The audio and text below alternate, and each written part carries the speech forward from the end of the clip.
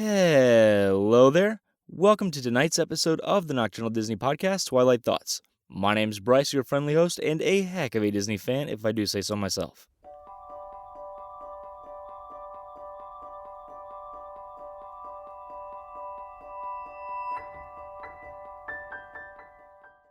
For quite some time now, we've been talking about all of the different changes that are going to be happening over at Epcot, right? You have Project Gamma, where they're going to be completely revamping the entrance to the park, which is going to be a massive undertaking. And then they're going to be dealing with the Epcot Ball. They are going to be completely renovating Spaceship Earth. Again, another massive project. And in the midst of all of that, another thing that came out that kind of goes under the rug, I feel, is that Illuminations Reflections of Earth is going to be leaving us for good. Now, you say, well, when is that going to happen? It's not too far off. We finally got an exact date, and that's going to be September 30th, 2019. Then in May of 2020 at some point, they're going to be releasing a brand new show called A Celebration of Disney Music. Well, that sounds interesting, and it is, and we're going to get more into that here in a second. But what I want to do first is talk about that gap of time. You might have noticed that the middle of May of 2020 does not butt up right up against September 30th, 2019. You'd be correct. So what are we going to be doing with that gap period? Is there just going to be no show happening? Come on. That's not Disney's style. Disney is going to be putting something out during that time. Well, great. Do we have any information on it? A little bit. The show is going to be called Epcot Forever, and if I say that out loud, I can't help but think of Wakanda Forever, so maybe it's going to have to do with the Marvel Universe. Who knows? But I can tell you that it is going to be opening on October 1st, 2019. So the transition is going to be seamless. You're going to go right from Illuminations, Reflections of Earth, right into Epcot Forever. And aside from Epcot Forever closing in the middle of May 2020 at some point, that's all we really know about it. Okay, but A Celebration of Disney Music, we know a lot more about that though, don't we? No, not really. It's precious little more, anyway. So what we do know is that it's going to contain large floating set pieces, custom-built LED panels, kites that got special effects on them, choreographed moving fountains, lights, pyrotechnics, and lasers. Okay, that sounds a lot like what we have right now. So really, we don't have a whole heck of a lot to go on when it's talking about these brand new nighttime spectaculars over at Epcot. But we do know that they are coming. And no, we don't have a date for A Celebration of Disney Music, but we do know that it's coming at a certain time frame, right? May 2020. That's good to know. That way we know, hey, we have this amount of time for Epcot Forever. The other nice thing is we have a name. A Celebration of Disney Music. Now, here's the thing about that, and it's really interesting. It's because Epcot is not really one to have IP in the park. Now, recently they have been getting rid of that whole idea of we need to keep these things separate. We need to keep the IP in Magic Kingdom. That's where it should be. That's where it should stay. Now, it is kind of bleeding over into Epcot, right? You have the Guardians of the Galaxy roller coaster coming in. You have meet and greets with different characters like Wreck-It Ralph and Vanellope, Baymax you can meet. You can meet Joy and Sadness from Inside Out. It's great. Disney is embracing its characters.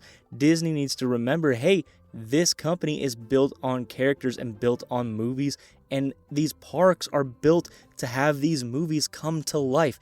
Yes, is there a theme to each park? Sure, and the characters need to fit into that theme, but the characters can definitely fit in to that theme. Like Guardians of the Galaxy, they really do belong in Tomorrowland, right?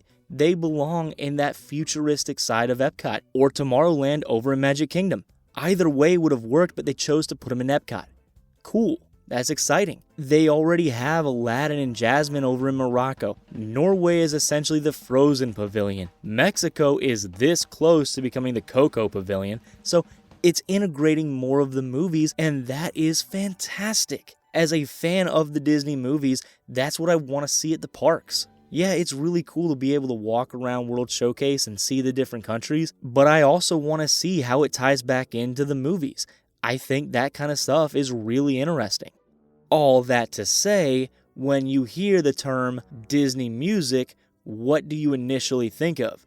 You think of songs like A Whole New World, A Tale as Old as Time. You think of Colors of the Wind. You think of all these classic Disney songs. Are these the songs that they're going to be celebrating in this celebration of Disney music? Because if it is, oh, I am very, very excited. And May 2020 can't get here quick enough.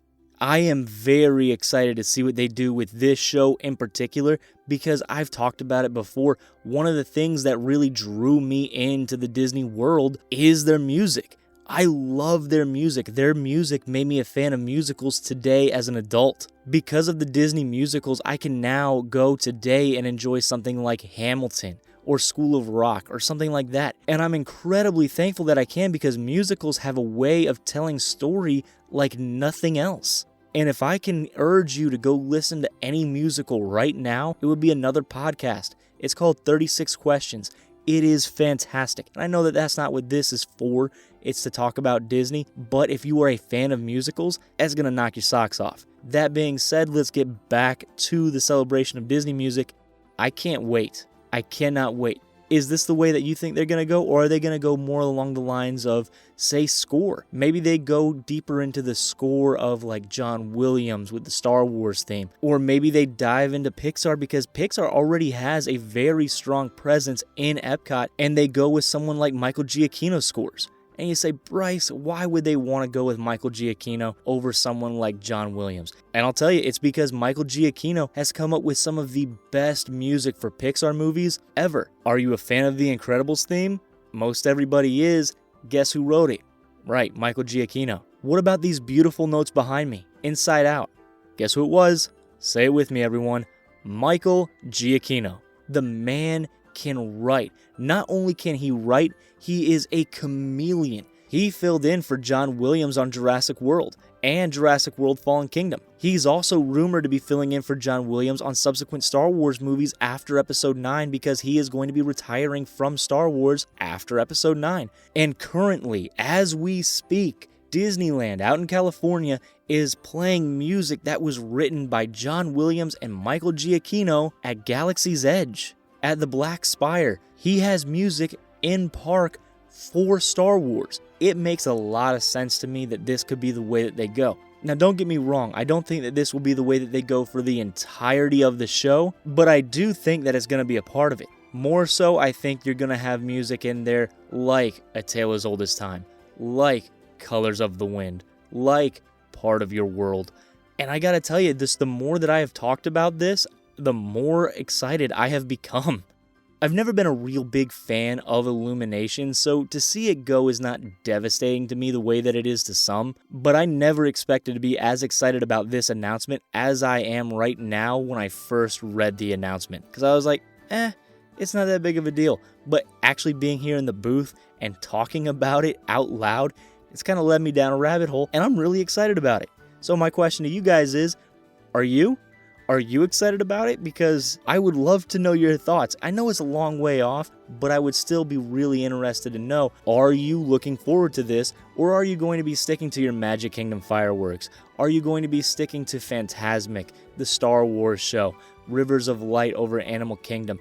Disney gives you a lot of options now to choose from, but this is something brand new. It's celebrating Disney music. I'm on board. I'm on board 110%. I can't wait. Guys, one last thing I kind of want to make you aware of before I go ahead and start saying everything to close out the show. Me and Chris would normally be recording an episode of the main Nocturnal Disney show and putting it up this Saturday. However, we're actually all going to be out of town up at Volcano Bay celebrating my brother's anniversary. Micah, Renee, if you guys are listening, happy anniversary. We're all really proud of you. Congratulations. But what does that mean for you guys, our listeners? Well, what we're going to do is we're going to record when we get back from the trip. That way, when we get back, we're going to have some reviews to go over. We're going to be going to Shutters while we're up there. I mean, obviously, we're going to be hitting Trader Sam's. And like I said already, we're going to be going to Volcano Bay. It is a Universal park, but we're still going to be talking about it. So there you go. Guys, I really appreciate your understanding. And I know that this would have only been the second main show that me and Chris have done since we've brought the podcast back again. But it's for a good cause, so please bear with us. Thank you very much. Guys, I really appreciate you giving the Twilight Thoughts a listen tonight. I really do appreciate it. I hope you enjoy what I put out. If you want to reach out to me and talk to me a little bit more, happy to do that. You can email me at bryce@thenocturnaldisneypodcast.com. If you don't feel like sending out an email, that's cool too. You can find me on Facebook. Just search The Nocturnal Disney Podcast. Join our little group. That's cool, Bryce, but you know what? I'm not actually on Facebook anymore. That's fine. You can talk to me on Twitter at Disney Nocturnal.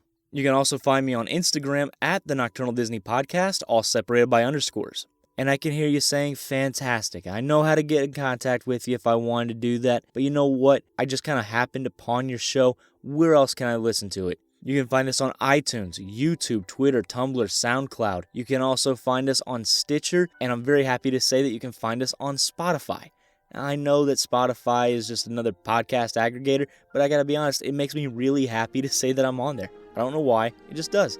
There you go. Thank you again for listening, guys. I really do appreciate it. On behalf of our entire crew, thanks for soaring with us.